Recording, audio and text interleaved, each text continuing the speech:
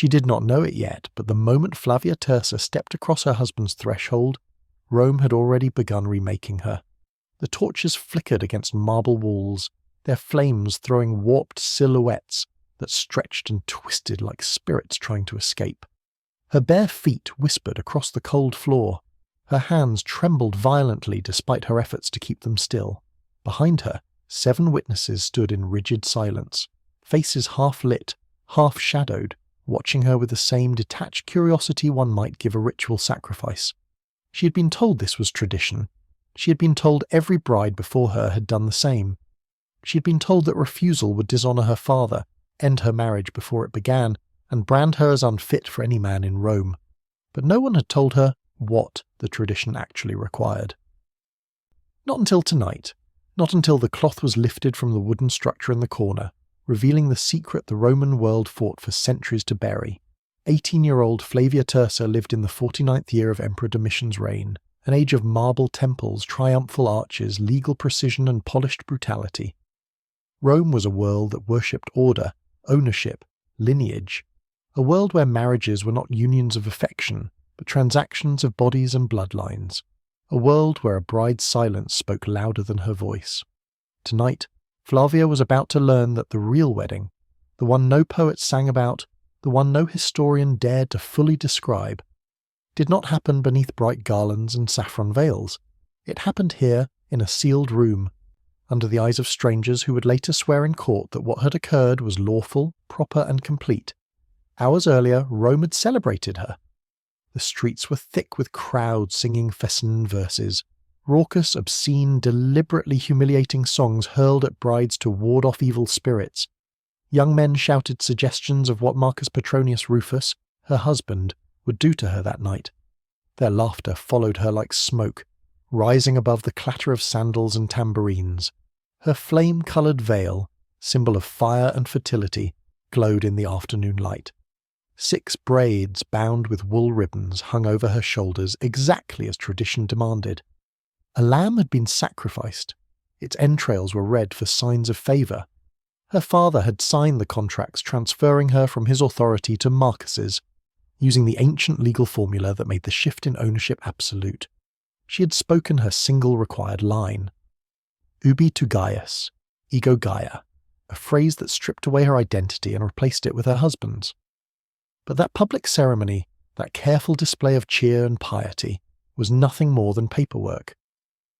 The true transformation would occur away from the cheering crowds, in a chamber where Roman law met Roman custom, where a woman's worth was measured, inspected, recorded, and confirmed.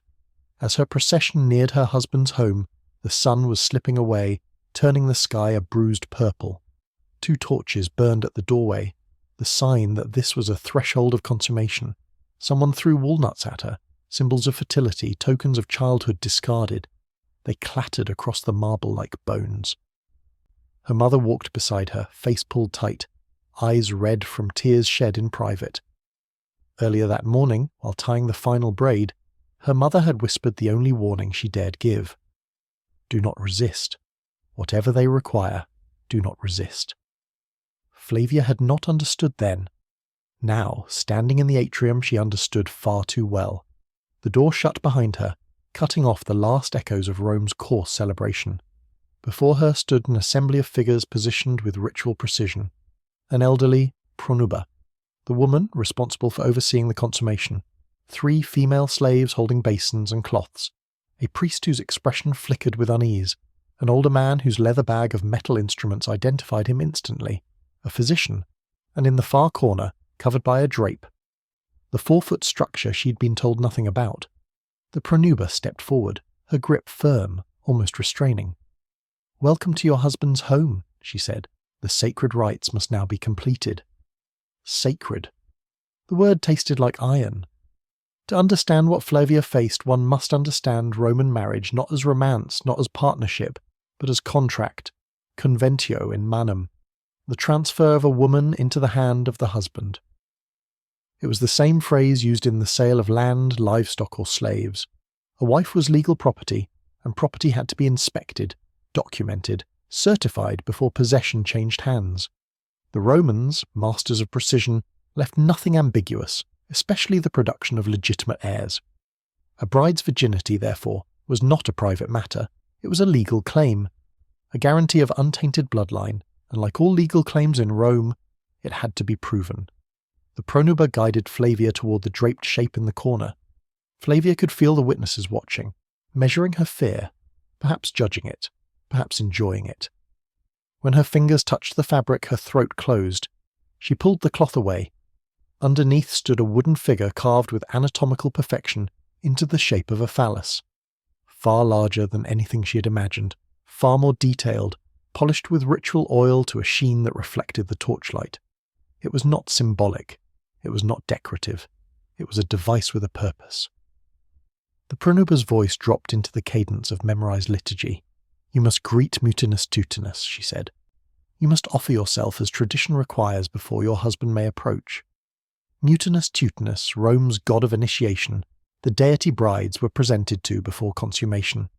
A god mentioned in ancient texts so cautiously, so ashamedly, that many historians once believed he was metaphorical. But he was real. The ritual was real. And what the Church Fathers later described with horror, Rome had practiced as casually as breathing. Flavia felt herself sway. The pronuba steadied her, positioned her, murmured instructions that made Flavia's skin crawl. The witnesses watched in total silence, because they were not there for modesty, or comfort, or support. They were there to testify, to record, to ensure the ritual happened exactly as law and custom required. What Flavia performed next was the same action countless Roman brides had performed before her, actions written about only in fragments, by men who could not bring themselves to describe what they had seen. St. Augustine, writing centuries later, condemned the practice, calling it obscene, degrading, wicked. Arnobius hinted at penetration. Lactantius refused to describe the details at all, insisting that even naming the ritual polluted the speaker. Varro, the only Roman author who mentioned Mutinus Tutinus without Christian outrage, spoke so vaguely that it took centuries for scholars to understand what he was implying. But Flavia understood instantly. When the ritual was completed, the slaves washed her with scented water. The pronuba murmured blessings, though her voice carried no warmth. The physician approached for the expected examination, a procedure performed as routinely as checking a horse's teeth before purchase. Earlier that day he'd confirmed Flavia's virginity. Now he confirmed the ritual's effect. His notes would become legal evidence. Flavia clenched her jaw so hard her teeth throbbed. She did not speak. She did not cry. Roman brides were trained for silence, and silence was expected, especially now. With the ritual and examination complete, she was led into the bedchamber. The door would remain open all night, because consummation was not a private act. It was a final verification. The pronuba stood positioned at the entrance. The witnesses waited just beyond. Slaves held linens prepared for what would follow, and Marcus Petronius Rufus, her husband of a single day, entered looking oddly nervous, as if he too sensed that what was about to occur had less to do with desire than with duty, law, and expectation. The pronuba's voice cut through the stillness. Let the marriage be fulfilled according to the laws of Rome. Let witnesses verify the act. Let no doubt remain that this woman is now a wife. The torches crackled. The room tightened around her. And as Marcus approached the bed, Flavia Tersa understood fully, perhaps for the first time in her life, that her body was no longer her own. It belonged to the law, to her husband, to Rome itself. What happened that night forged the foundation of her future. But the night was not over. Rome's rituals had only begun. At some point in the night, time stopped behaving normally. Minutes bled into hours, and hours stretched into something shapeless and airless. The open doorway framed the pronuba like a sentinel carved from marble, her posture never shifting, her expression never softening. She was there not to protect Flavia, but to protect the law, to ensure that nothing occurred outside the strict boundaries of Roman custom. Everything had to be visible, everything had to be verifiable. Even the shadows seemed to report back to the witnesses waiting just beyond the threshold. Marcus moved stiffly beside Flavia, driven not by desire but by the crushing weight of expectation. A Roman husband who failed to consummate his marriage could be humiliated, mocked, stripped of the status expected of a man. The pressure was not hers alone. Rome demanded performance from them both. Flavia lay beneath him, staring past his shoulder at the flickering lamplight, feeling her breath come in shallow bursts. The priest had retreated into the atrium, but she could still hear him murmuring a prayer to Juno Lucina, goddess of childbirth, the patron of wives, the silent overseer of this ritual. The sound was low and steady, as if he feared that refusing to utter it would invite divine retribution. Marcus's hands trembled as he touched her, and for a fleeting moment she realized he was frightened too. Not of hurting her, not of the ritual, but of failing Rome, of failing the witnesses, of failing the legal machine that turned their bodies into evidence. When he looked at her, it was not with cruelty. It was with a man's quiet dread of being judged less than what society demanded he be. The consummation was slow, awkward, painfully observed. The pronuba occasionally murmured instructions. Position her knee so, adjust the lamp. Turn her slightly, like a trainer directing a ceremonial performance. The door remained open, its darkness a mouth swallowing every sound. Flavia clenched her jaw, forcing each breath into silence. She had been told all her life that Roman women were strong because they endured. Tonight she learned what endurance truly meant. She pressed her fingers against the linen beneath her, grounding herself in its texture, trying not to flinch each time Marcus hesitated, trying not to think of the witnesses standing in the corridor counting the minutes, ready to testify. When the act was finally complete, Flavia felt her body turn cold despite the heat of the lamps. She lay still as slaves entered, moving with ritual efficiency, to change the bedding, to wash her thighs with warm water, to clean the traces that now served as proof. Marcus stepped back, almost relieved. He was breathing hard like a man who had escaped a battlefield rather than entered a marriage. The pronuba nodded once, not approvingly, but simply marking the moment. Yes, the law's satisfied. The contract stands. Then, without ceremony, she called for the physician. Flavia closed her eyes as the doctor approached. She recognized the sound of his bag before he even spoke. He had examined her twice already today.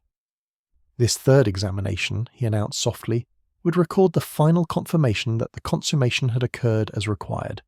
His voice was clinical, detached, the voice of a man who had performed the same ritual on hundreds of brides, none of whom he remembered. It was not cruelty, it was routine, and routine is often the most terrifying thing of all. He conducted the examination, taking notes in a small wax tablet. Flavia felt her stomach twist with humiliation. This moment, more than any before, stripped her of the illusion that she had any agency left. She was no longer maiden, no longer property in transit. She was now owned, certified, documented, a Roman wife. The physician stepped away, murmured something to the pronuba, and left the room. The witnesses dispersed. Slaves dimmed the lamps. Marcus sat on the edge of the bed, unable to look at her. It should have been quiet then, peaceful, but silence after ritual does not heal, it only reveals. Flavia felt the ache settling into her bones, the weight of what had been taken and what had been sealed. Marcus finally spoke. His voice was small. "It is done," he said, as if stating a legal verdict. He did not touch her again. He simply lay beside her, facing away, both of them trapped in the knowledge that their marriage had begun not with intimacy, but with procedure, not with affection, but compliance. By dawn, the house was already awake. Slaves swept the floors. Smoke rose from the kitchen hearth. The pronuba appeared once more to offer a final blessing, the kind spoken by women to other women, carrying the heavy knowledge of what all brides endured. Flavia dressed in her new matron's stola. The fabric felt different, stiffer, heavier, symbolic, clothing for a woman who no longer belonged to herself. For the next 40 years, she lived the life expected of her.